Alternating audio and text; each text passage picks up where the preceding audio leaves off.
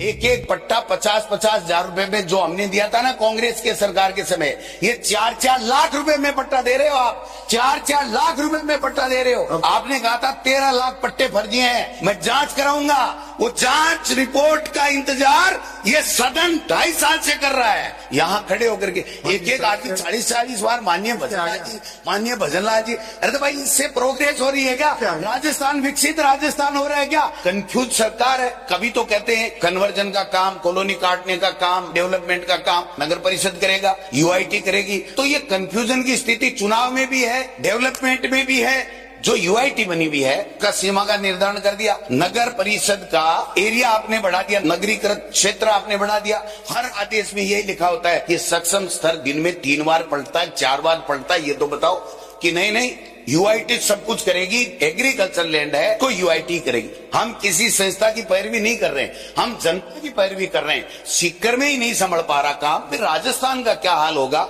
Daily कोई अधिकारी लेके फाइल आ जाता है कि ऐसा कर दो, तो मंत्री जी साइन कर देते हैं, नीचे से अधिकारी ऊपर से साइन कर देते हैं, ऊपर से मंत्री, और दूसरे दिन दूसरी संस्था लेकर के आती है, साहब हम तो लुट गए, हम तो बर्बाद हो गए, हमारा क्या होगा? तो दूसरे दिन फिर आदेश परिवर्तित हो जाते हैं। इसको आप क्लियर कीजिए, जो करना हो कर लीजिए। 2.5 साल में भी ये क्लियरिटी नहीं आएगी। कंफ्यूजन वाली स्थिति जो है ना, वो जनता को परेशान नहीं देती है। कहने को कुछ भी कहो, लेकिन करके दिखाना पड़ेगा। जो गलत है उसको निरस्त करो, लेकिन आगे प्रोग्रेस तो करो, काम तो करो।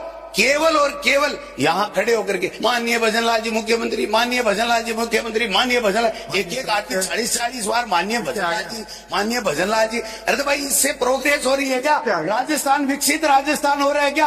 और ये वो 2047 क्या है? कोई नहीं रहेगा यहाँ 2047 में। ये जो आज 200 है ना, इसमें से एक भी आदमी 2047 तक नहीं रहेगा। काय के लिए जनता को भ्रमित कर रहे हो? इसलिए काम करो। 2.5 साल गए, 2.5 साल आपके हैं। अगर जनता को परेशानी देती है तो हमारा विपक्ष का दायित्व होता है कि हम ये खड़े होकर के आप तक इस सदन के माध्यम से बताएं कि जनता परेशान नहीं होनी चाहिए।